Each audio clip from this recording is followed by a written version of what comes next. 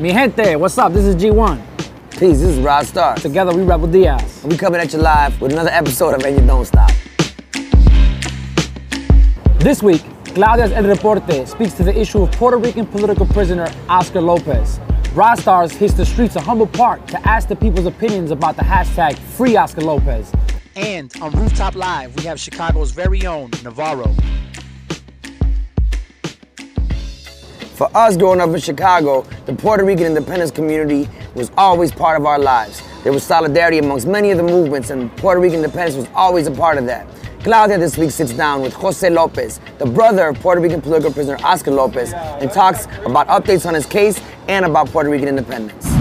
Who is Oscar Lopez and why has he been incarcerated for 33 years in the United States?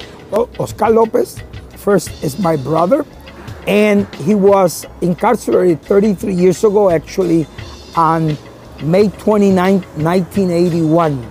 And he was incarcerated and charged with seditious conspiracy. So basically the charge is whenever two or more conspire to overthrow the legitimate authority of the U.S. government through force and violence. That's the general charge. To conspire to overthrow the legitimate authority. We would have to then say, is the authority of the U.S. government in Puerto Rico legitimate? In a case called Belsic versus the people of Puerto Rico of 1922, the U.S. Supreme Court declared Puerto Rico belongs to, but it's not a part of the United States. So, what does that mean? Puerto Rico is a piece of property of the United States. Puerto Rico is not a part. Therefore, the idea of what is the legitimate authority of the U.S. government is called into question, because the very idea that Puerto Rico is not a part of, then how can you be seditious against a government that you're not a part of? I think the fact that I was charged with seditious conspiracy to overthrow the government of the United States speaks for itself.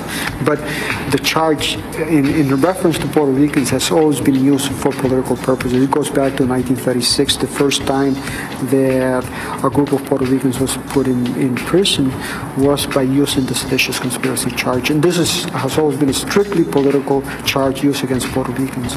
If you claim that somebody was killed, you better have the weapon. In this case, there's no weapon and no way to connect my brother to any of the so-called allegations that he is charged with. Every action of the U.S. government has been to isolate him to the degree that he was in a control unit for 12 years where he had no human contact. He's been transferred to many different prisons in the United States to have him as far away as they can from both his family and supporters. He's never been allowed to attend, as other prisoners are allowed to attend their family's funeral. All of this obviously tells us that in many ways his incarceration is a very political incarceration. So it's pretty obvious to us that Oscar has been in prison for 33 years for his advocacy, for his work on behalf of the Puerto Rican independence movement, and also in many ways because Oscar for many years prior to his incarceration and prior to his going underground in 1976 were dedicated to community building projects in the Puerto Rican community in Chicago. Hay un hombre nuestro, así como nosotros, que su único delito es aspirar a ver un Puerto Rico libre e independiente. Y es el Nelson Mandela, que esta era Oscar López y su causa una causa justa. Where is the campaign to free Oscar Lopez right now? Well, right now it's a very interesting point, right? We've had almost 10 Nobel Peace Prize winners, including Desmond Tutu, call for his release.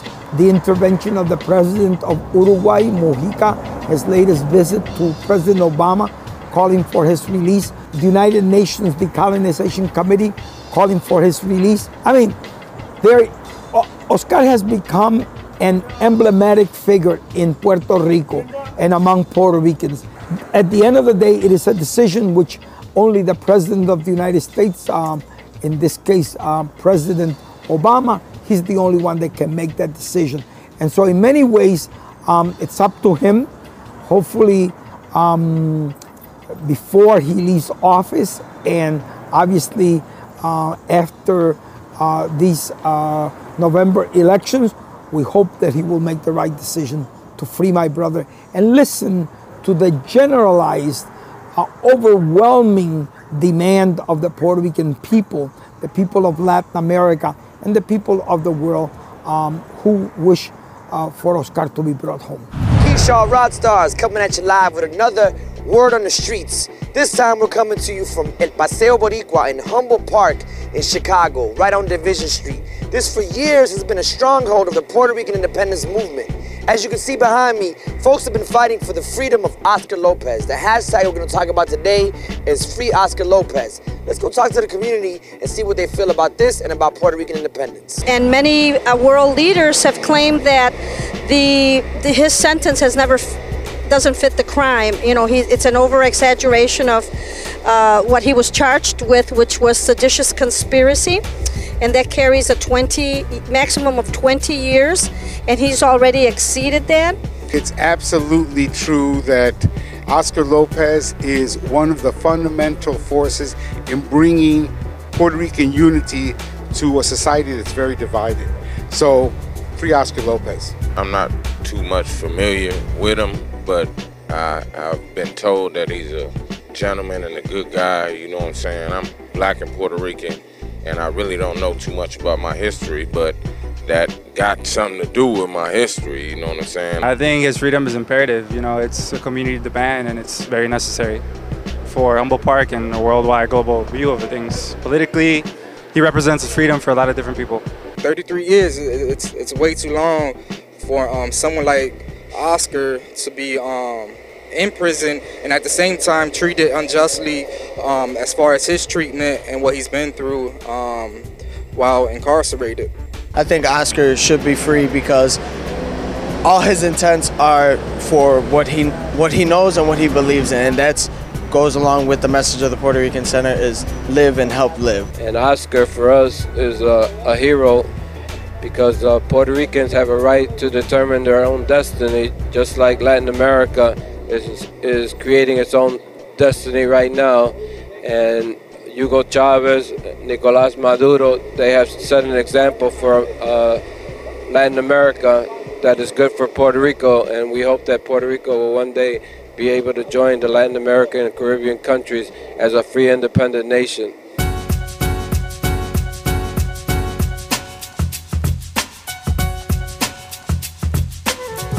Been formerly known as Scheme, as you know me as. I do go by Navarro now.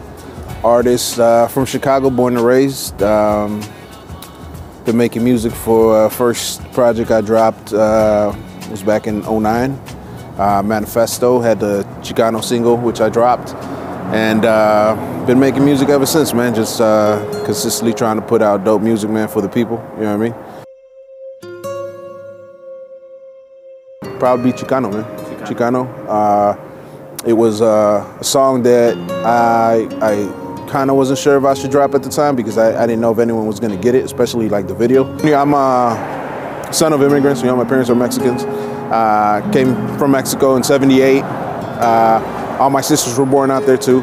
So I was the only one born here, man. And it was always not knowing where you belong. You know what I mean? Because you're here, you say you're Mexican, but then you're Mexican-American, you know? And then you go down to Mexico and you say you're Mexican, they tell you, nah, it is del norte. You know what I mean? You're not from here. So it's like, it's never, and even as a kid, I was, you know, young, 7, 8, you know, and people are telling you this, but it still resonated with me because I was like, what do you mean I'm not from here? Like, my parents are from here, I'm Mexican, you know what I mean? So the dude who chose to play the video on MTV Jams, he liked it, and his parents were from Africa.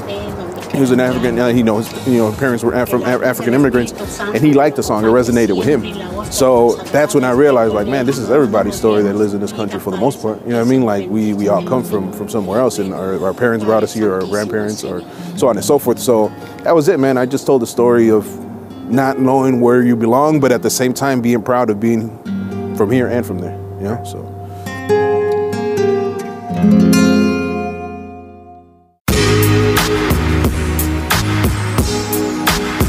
Soy chicano, yeah.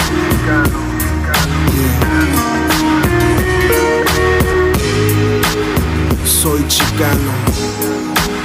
Nacido aquí, born here, con sueños de allá, dreaming of there. Yeah, I am a child of this country, the stepson of another. Born a Chicano cause I am a different color. And there's no place I can really call my own. The whites never liked me and my people sent me home. So I am here in the bottomless well, free falling in the race that will never excel. The son of immigrants just following a dream that many follow, but they swallowed in the scheme of things. Cause ain't no promise in tomorrow. A lot of people hunger for the mighty US dollar. So I didn't deal with my share of fallacies. My parents left at home and all they wanted was a fantasy. So I ain't never been long, cause if I said I was from here, they said I was wrong. And I was proud from what I was made, but it didn't matter cause to them I